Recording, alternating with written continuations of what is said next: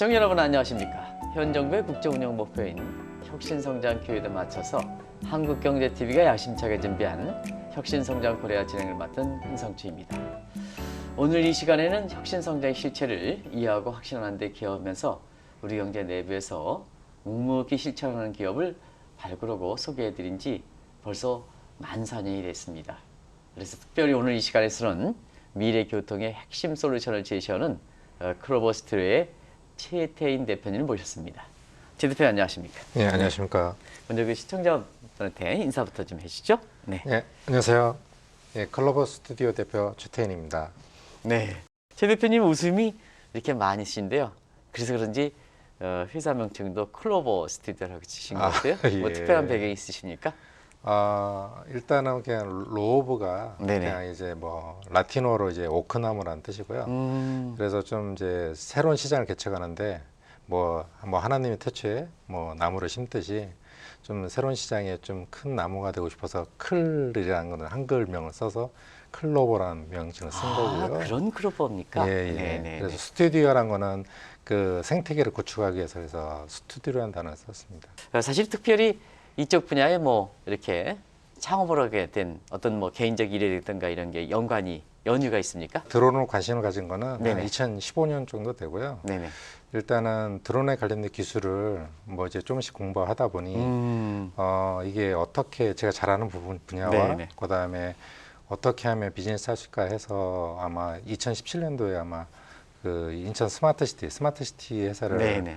관제하는 그 회사에 좀 들어가서 정부 과제를 만들었어요. 네네. 그런 관제 플랫폼이나 정부 과제를 만들고 거기서 2년 동안 이제 숙성을 통해서 비즈니스가 되겠다 생각을 해서 같이 개발했던 팀원들과 해서 나와서 창업을 하게 됐습니다. 기업 뭐 이렇게 창사서부터 지금까지 과정 예. 잠시 좀 시청자한테 좀 말씀해 주실까요? 예. 네. 저희들은 2019년도 7월에 창업을 했고요. 일단은 저희들이 이제 드론 관제 플랫폼으로 이제 사업을 진행을 했는데 그 해 저희들이 창업하기 전에 뭐 중국의 심천에 가서 저희가 좀 세일즈를 했어요. 그 중에 이제 두산 그룹인 두산 모빌리티 이노베이션이라는 이제 파트너를 네네. 만났고 그게 이제 작년도에 저희 제품을 구매한 된 계기가 됐습니다. 그다음에 이제 올해 들어서 CS 2021 CS 혁신상을 받았고 네네. 뭐 최근에 2022년 혁신상도 2년 연속 수상하게 되었습니다. 이 기업을 이렇게 딱 보면 드로우라는 표현을 쓰는데요. 예. 이게 뭔지 좀 시청자에 설명해 주시기 바랍니다. 저희의 컨셉은 이제 네네. 드론에다가 드로우라는 단어를 써서 하늘에 그림을 그리면 네네. 실제 드론이 이렇게 날아다니는 형태의 형상을 해서 드로우라고 표현을 썼고요. 네네. 뭐 그런 제품이 실제는 이제 뭐 어떻게 우리가 어렵게 생각하는 게 아니라 그냥 누구나 쉽게 접근이 가능한 형태의 사업이라 생각을 해서 드로우라는 제품을 썼습니다. 하늘은 무한정 그릴 수 있지 않습니까? 예. 그러니까 사업 영역도 그냥 무한정으로 예. 이렇게 결국은 이제 하늘에다가 길을 만드는 사업이에요. 네네. 이거는 이제 아마 이제 대부분 아시겠지만 고속도로는 자동차를 통해서 우리가 목적지까지 갈 수 있는 것처럼 네네. 하늘은 실제는 이제 백지 상태거든요. 그 백지 상태를 뭐 드론길을 만들어서 하는 작업. 그래서 저희들은 하늘길에 대해서만 저희들이 관심을 갖고 지금 이 사업에 전력적으로 네. 요 지상 관제 플랫폼 서비스는 뭔지 이걸 좀 말씀해 주시기 바랍니다. 우리가 비행기를 많이 타잖아요. 네네. 그럼 이제 보통 이제 항공에서는 이제 ATM이라고 에어플레인 뭐 트랜스 매니지먼트라고 네. 얘기를 하는데 그거는 뭐 고도가 되게 높게 날리기 때문에 네네.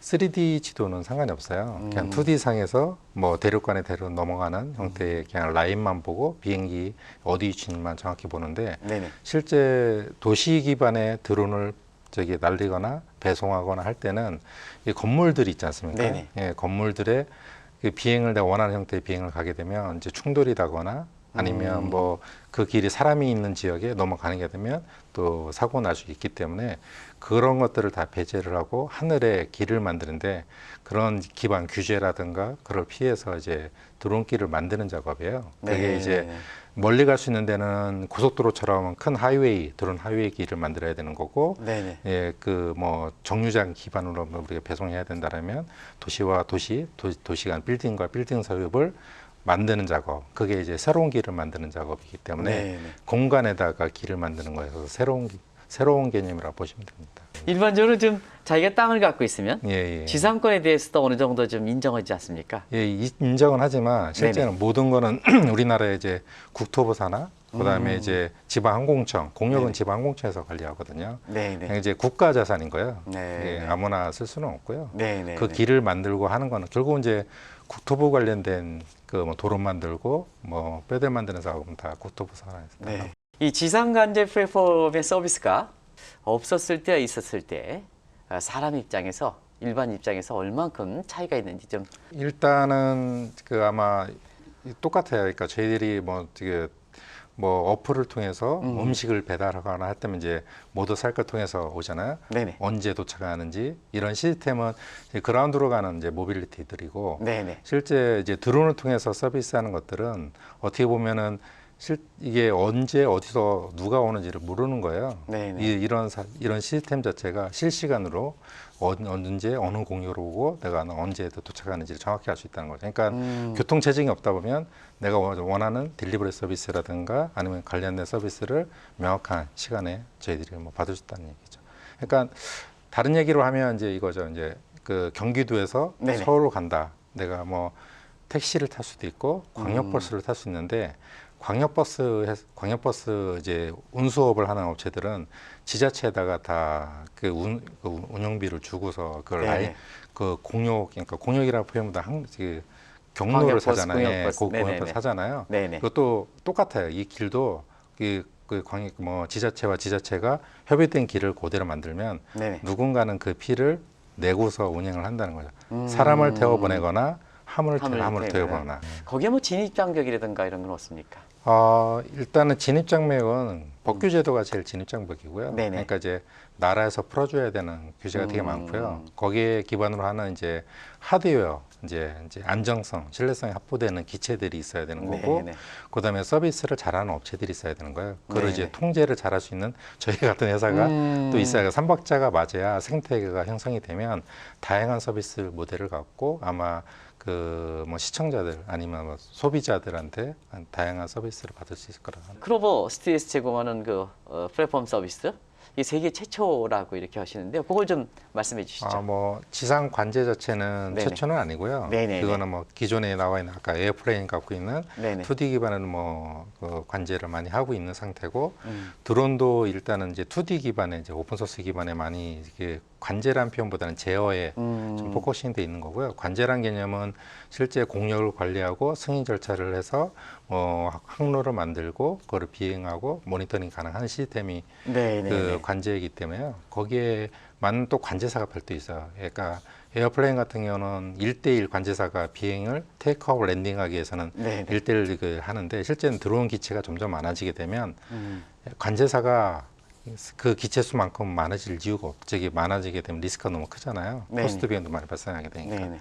그런 부분들을 만약에 그럼 제대로 안정적으로 하려면 AI가 도움을 줘야 되는 거예요. 그래서 AI 관제사가 있고 거기 관제 서비스 하기 위해서는 기존의 그 2D가 아니라 이거는 이제 도시 기반으로 해야 되니까 네네. 3D 기반의 뭐 요즘에 우리가 얘기하는 뭐 메타버스도 얘기하고 디지털 트윈, 메타버스도 이제 디지털 트윈 기반으로 가는 네네. 하나의 이제 그 프로세스인데 디지털 트윈 기반이 되려면 이제 3D가 모델링 돼야 돼요. 지도가. 네네. 그러면 그 3D 지도 기반의 드론을 통제하고 관제하는 플랫폼이 세계적으로 제가 최초로 개발한 겁니다. 그렇습니까? 예. 그러니까 2D는 지금 현재는 뭐 저희들보다 많은 업체들이 하고 있지만 네네. 3D를 실제 3D 로. 구현을 해서 네네. 실증하고 제품 판매하고 지금 현재 저희들이 서비스하는 회사들은 전 세계적으로 저희들과 이제 최초로 지금 하고 있는 상태입니다.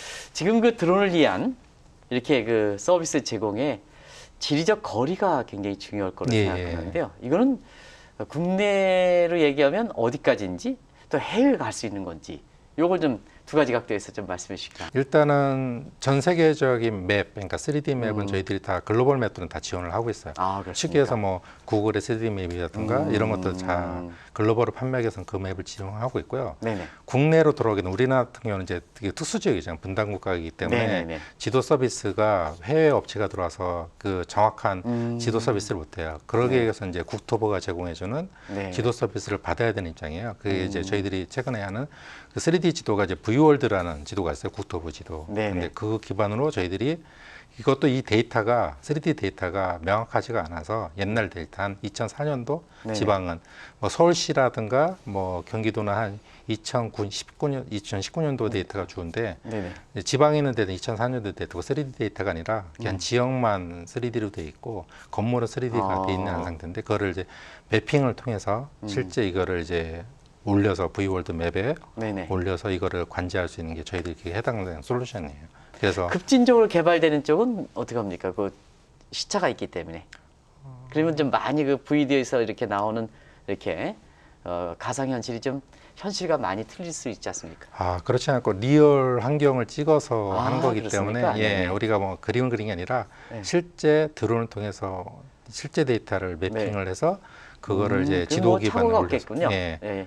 실제를 찍어서 하니까. 뭐 향후에 네네. 그 나중에 그 UAM이라고 에어택시 날릴 때도 네네. 실제는 실시간으로 주변 환경을 체크를 다 해야 돼요. 음. 그러려면 이제 실시간으로 매핑해 주는 기술도 많이 필요한 거고요. 네네. 그다음에 그 에어택시는 좀 크잖아요. 사람을 태우거나 네네네. 그러면 이제 실제 이제 벌티포터라 해갖고 이제 그 공항처럼 도심의 공항처럼 생기기 시작하는데 테이크오프 랜딩하게 되면 주변에 3D 지도가 없으면 얘가 안전하게 착륙하지 못해요. 그러니까 공항은 뭐 이착륙할 때 그 랜딩할 때 뭐 이렇게 저기 쭉 활주로가 있어서 하는데 네네. 실제 그 벌티포트는 이렇게 또 특정한 이게 이제 헬기장처럼 헬리포터처럼 내려서 이착륙이 하는 거기 때문에 실제 주변의 건물이란 이런 정보들이 제일 궁금해요. 그래서 3D 맵으로 다 해야 되는 상황이에요. 네. 그 통제를 예, 이거 이제 중앙에서 할 것인가? 예, 예. 아니면 최근에 그때그때 또 날씨라든가 뭔가 이런 예, 기후 있지 않습니까? 예. 뭐 바람이 이렇게 휙 하면 예. 또 그 날리라고 하지 않은 그렇게 해서 그 자율적으로 조정할 수 있는 이런 드론 같은 거 그런 것은 어디서 하느냐 그것도 굉장히 중요하지 않겠습니까? 일단 제가 볼 때는 현대자동차나 네네. 만약에 우리가 드론을 탄다 그러면 네네. 뭐 현대자동차의 하나 시스템이 지금 현재는 치고 나가고 있는 상태고요. 거기에 아마 거기에 관련된 센서 기반이라든가 주변 이제 항공 기술이 필요한 거니까 네네. 그런 기술을 다 탑재를 해서 개발하게 되겠죠. 드론이 지금 얼마큼 급성장한 일반적 개념 그리고 요걸 좀 어느 정도 사업에 이렇게 적용하고 있는지 두 가지 관점에서 좀 말씀해 주시기 바랍니다. 드론 서비스 시장은 네네. 뭐 마켓부터 시작해서 한 전체 글로벌은 한 2020년에 43조의 그 규모로 굉장히 많군요. 맡고 네네. 있고요. 그 성장이 막 9.6% 정도 연 성장률을 갖고 네네. 있어요. 그리고 우리나라도 한 드론 관제 시장만 따져도 우리나라 시장만 그러니까 내년도 시장만 해도 네네. 한 3천억 정도의 규모를 저희들이 추정하고 있는데 이 시장은 계속 성장하고 있고 고도 성장하고 있는 추세고요. 관련 기술이 점점 추가가 되어 있는 거예요. 그러니까 우리 잘 아시겠지만 무인 자동차도 그 무인화하기 위해서 관련 센서들 레이더라든가 네네. 그다음 관련 주변 센서라든가 영상 센서라든가 많이 필요하듯이 드론도 똑같아요. 그러니까 하늘을 나르냐 날지 않냐 그 차이뿐이고요. 네네. 구동은 뭐 그 바퀴로 가느냐 실제 엔진을 통해서 프로펠러라든가 아니면 추력 엔진을 통해서 날아가느냐 그 차이고요. 네네. 좀 이제 다른 점은 뭐냐면 거기는 이제 그라운드니까 2D로만 가도 돼요. 네네. 근데 이제 드론은 3D 공간이기 때문에 위아래로 움직이는 기체이기 때문에 좀 다르다고 표현하신 거고 제일 어려운 부분이 무인 자동차가 더 어떻게 보면 더 어려운 분야이기도 하고요. 그 얘기는 결국 뭐냐면 쉽게 얘기해서 무인 자동차의 뒤에다가 뭐 큰 슈퍼컴퓨터를 달고서 사람을 회피하거나 자동차를 네네. 회피하면서 갈 수는 있는데 이거를 드론에다 다는 순간 기체는 무거워지잖아요. 네네. 그래서 경량화하는 작업이 되게 필요한 거예요. 그러니까 이제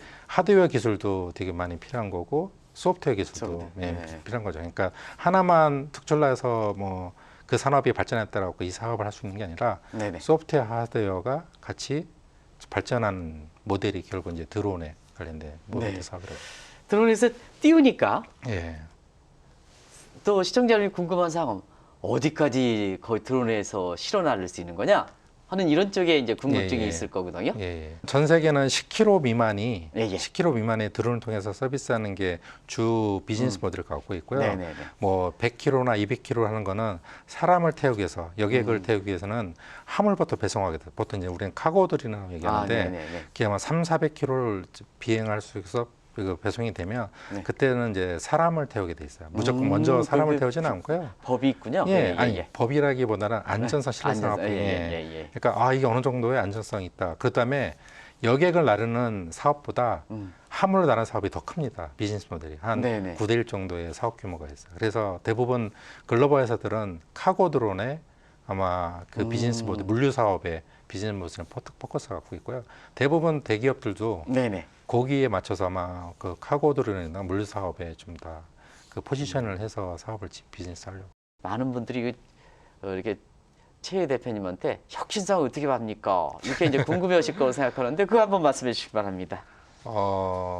혁신상은 이제 대부분 CES 같은 경우는 그 해 타이틀들이 있어요. 네네. 예, 그 목적에 맞춰서 좀 그러니까 똑같은 제품에도 좀 약간 포장하는 기술이 약간 필요하고요. 네네. 또 거기에 관련된 기술 기반이 있어야 혁신상을 받을 수 있을 거라. 그러니까 이제 기존에 나와 있는 제품이 아닌 다른 형태로 생각을 이제 크리에이티브한 네네. 사상을 갖고 그 제품을 좀 만들어야 되는 거고요. 그 작업이 생각보다는 한 1년 정도의 텀이 있으니까 6개월 정도는 거기에 좀 집중을 해서 개발을 해서 아마 제품을 출시해야 네네. 혁신상을 받을 수 있을 거라 생각합니다. 네. 저희들도 고민을 합니다. 매번 내년도에 혁신도 또 나간다면 어떻게 해야 될까라는 고민을 하고요. 그러니까 내년 2022년 이제 비니언드라는 단어가 되게 커요. 네네. 비가시권 저 너머에 뭐가 있는지. 그러려면 드론도 이제 그 비가시권 비행을 하기 위해서 자율 비행을 하기 위해서 뭐가 중요한지를. 네네. 그럼 이거를 사람이 아닌 AI를 통해서 관제사를 통해서 공역을 분리하고 관리하고 항로를 개척해 주는 이런 어떤 이제 서비스 모델을 개발을 해야 그게 이제 평가위원회 볼 때는 CS 평가위원회 볼 때는 그게 혁신성이 있다라고 평가를 많이 받는 거예요. 뭐 주제를 전제줍니까? 예를 들어서 뭐 아니, AI 그런 거 관계없이 네, 어느 업종이든 관계없이. 네, 주제는 전제주지 않고요. 네네. 그 좀 이제 그 트렌드를 좀 많이 보셔야 돼요. 그러니까 1년 동안에 지나면서 네네. 올해는 뭔지, 그러니까 뭐 올해가 뭐 메타버스가 뭐 떴다라면 이제 메타버스 관련된 뭐 기술 기반의 뭐 그거를 이제 제품을 출시하거나 개발해서 하면 되게 좋은데 그게 좀 트렌드를 읽지 않고 그냥 무조건 내면 혁신상이라기보다는 좀 구시대적인 제품이 되는 거고요. CES 혁신상을 많이 받아보셨기 때문에 요게 되면 어떤 특혜가 있는지. 일단은 혁신상을 뭐 받은 거는 뭐 회사 입장에서나 저한테도 되게 좋은 뭐 계기가 될 수 있다 생각을 하는데요. 혁신상을 받은 거는 저에 대한 확신 때문에 그런 거예요. 그러니까 네네. 이 가는 그 목표가 정확하게 맞는지 객관적인 데이터가 좀 필요한 건데 네네. 그 이제 외부에서 볼 때 CES에 나가서 혁신상을 받는 게 저희들한테 볼 때는 정말 우리가 제대로 길을 가고 있구나라는 생각이 드는 거고요. 그게 이제 해외 시장을 진출하는데 하나의 이제 토대가 되는 형태의 그 산출물이라 생각이기 때문에 CES가 저희들한테 주는 의미는 되게 큽니다. 그러니까 회사를 성장시키는 하나의 모멘텀이 될 수도 있는 거고요. 네네. 이게 우리의 방향성과 우리가 지향하는 그 비즈니스 모델이 맞는지 검증하는 단계라고 생각하고 있습니다. 네. 지금 이 해외 예. 이게 말씀을 하셨는데요. 해외에서 좀 CS를 많이 받으셨으니까 어떤 해외라든가 이런 데서 러브콜이 좀 있지 않겠습니까? 예. 간단히 좀 설명해 주시기 바랍니다. 현재는 이제 내년에 그러니까 올해는 CS를 나가기 전에도 그 해외 나가서 IR을 네. 하거나 뭐 미팅이 되게 많았었는데 다 코로나 사태로 인해서 다 캔슬이 됐었고요. 네. 그래서 거기에 대한 좀 리스크도 있었고 또 온라인을 하다 보니까 실제 그 많은 업체들을 만나지를 못했어요. 그래서 2022년도에 1월 달에 CS 가게 되면 네네. 지금 관련 이제 업체들과 미팅하는 부분도 한 여러 군데 업체들과 지금 사전 예약이 좀 돼 있는 상태고요. 네. 좀 뭐 갔다 와서 격리를 뭐 해야 된다는 그 리스크는 있지만 그래도 많은 업체들과 만나야 되는 그 어떤 기회가 주어지기 때문에 2022년 꼭 나가려고 하고 있습니다. 네. 이쪽 분야에 오랫동안 있으시니까 드론 부분에 있잖아요. 국가별로는 어느 국가들이 좀 많이 이렇게 성장하고 있는지 경쟁력이 좋은지 좀 시청자분한테 그것도 궁금했거든요. 그거 좀 말씀해 주시기 바랍니다. 일단은 제일 많이 아시는 것처럼 중국이 전 세계 시장 80%를 차지하고 있고요. 그렇게 해서 거기에 한 10% 정도 내가 이제 미국이나 뭐 유럽 시장은 다 이제 일부가 다 차지하고 있는데 우리나라는 한 1.6% 마켓이 되게 작아요. 거기에는 하드웨어 기반은 생태계가 돼 있지 않아요. 그러니까 네네. 꼭 이게 사람을 태우려면 그만큼 모터도 있어야 되는 거고 프레임도 만들 수 있는 생태계가 있어야 되는데 실제 사업 매출이 일어나지 않으니까 이제 그런 이제 중소기업들이 없는 거고요. 네네. 그러기 위해서는 이제 대부분의 회사들이 중국에 많은 거죠. 제조업은. 그래서 당연히 전 세계 마켓은 이 DJI, 그러니까 DJI라든가 관련된 회사들이 80% 마켓을 갖고 있는 거고요. 네. 그래서 제가 타겟을 하는 거는 소프트웨어로 저희들이 좀 잡은 이유도 다 거기에 있습니다. 그 시장에 좀 생태계를 활성화시키려고 하면 뭔가 하드웨어도 이제 준비되면 언제든지 할 수 있다 생각하는 거니까 소프트웨어는 그렇지는 않거든요. 현실적으로 보면은. 네. 그게 이제 전 세계 시장에서 소프트웨어만큼 좀 탑으로 나가서 관련된 글로벌 기업과 협업하는 게 저희들 네. 비즈니스 모델입니다. 첫 퍼스트 무브로 갈 때 그게 사업성이라 이렇게 보여지거든요. 장래성이고 그런 관점에서 정부의 그 참여하는 사업 같은 거 이런 예, 것을 예. 이제 클로버 서비스에서 한번 말씀해 주시기 바랍니다. 일단 저희들이 그 초기에 네네. 창업하기 위해서 제일 힘들었던 거는 결국은 저희들이 기본 자본 갖고는 성장하기 쉽지 않잖아요. 그래서 네네. 정부에서 준비해주는 뭐 초기 창업 패키지라든가 육성하는 프로그램을 통해서 일단은 이제 그 과제를 받았고요. 네네. 그러고 나서 이제 성장을 통해서 이제 그 단계가 있어요. 그 단계에 진입하지는 않았고요. 이 정부가 제가 하는 이제 큰 카테고리 과제가 이제 저희들의 세 개라고 합니다. 하나가 충남 교제자의 특구 사업이라고 액화수소를 통한 장거리 비행하거나 네네. 뭐 해양 감시를 하거나 도서지열 택배하는 이런 사업에 저희들이 좀 참여해갖고, 두 번째는 이제 5G 기반의 데이터 네트워크 AL 기술을 이용한 오, 그렇습니까? 드론 네네. 통합관제 플랫폼도 저희들이 지금 하고 있는 상태고요. 네. 그다음에 제일 큰 과제 이제 7년짜리 과제인데 그 무인도체 원천 기술 개발 사업이라고 거기는 지금 우리나라에 관련된 드론들을 다 만들고 있어요. 네네. 뭐 기관과 유관 기관들 다 포함해서 거기에 관제 플랫폼도 저희들이 다 하고 있어요. 그러니까 모든 과제가 저희들은 관제 플랫폼에 역량을 포커해서 드론을 만드는 게 아니라 네네. 그 관련된 업체들과 기관들과 협업을 통해서 그 모델을 그 기반을 갖고 우리 관제만 제어하고 모니터하는 그 시스템에 참여하고 있는 상태입니다. 가장 핵심이지 않습니까, 그게? 예, 네네. 결국 제일 힘든 작업이고요. 네네네. 그 결과적으로는 또 뚜껑을 딱 열어보면 저희들이 다 주를 할 수밖에 없는 거예요. 그러니까 네네. 드론을 하나 연결을 시키고 모니터링 하는 게 다 모든 사업에 다 연관성이 있기 때문에. 네네. 드론 형태는 여기와는 관계가 없죠?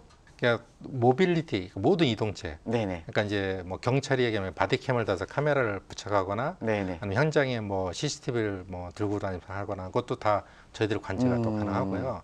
저희들이 뭐 택시에다가 저희 시스템을 주면 택시 정보 시스템이 되는 거고, 네네. 뭐 잘 아시겠지만 버스 정보를 저희들이 얹으면 버스 정보 시스템이 돼요. 네네. 그래서 통합 관제 플랫폼이라는 의미 자체는 모든 모빌리티의 종합 그렇죠. 선물이라 보시면 됩니다. 제가 적용성을 보기 위해서 예. 사실 드론뿐만 아니라 예. 뭐 이렇게 로봇을 통해서 이동하는 예. 모든 것을 이제 여기서 클로버 서비스에서 관장할 수 있다는 얘기죠. 그 예. 사업의 이제 적용성 같은 거 아마 그런 거.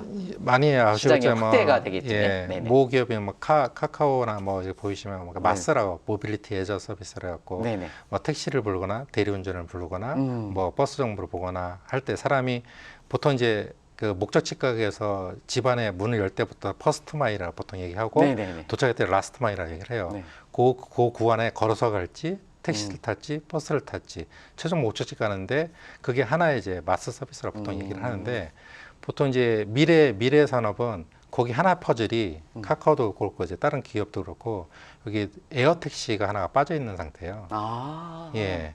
그러니까 나라와 날아가는 거는 공항에 가서 비행하면 되겠지만 실제는 여기 특정 지역을 뭐 어떤 뭐 지역 간의 지역을 이동할 때는 에어 택시로 가야 되면 에어 택시로 가야 되는 거고, 뭐 택시로 가면 택시로 가는 거, 지하철로 가면 지하철로 가는 것처럼 요 서비스 모델이 하나의 퍼즐이 최종 퍼즐이 거기 카카오나 거기 다른 이제 모빌리티 애저 서비스 마스하는 서비스 모든 회사들이 그게 마지막 퍼즐이라고 보시면 됩니다. 네.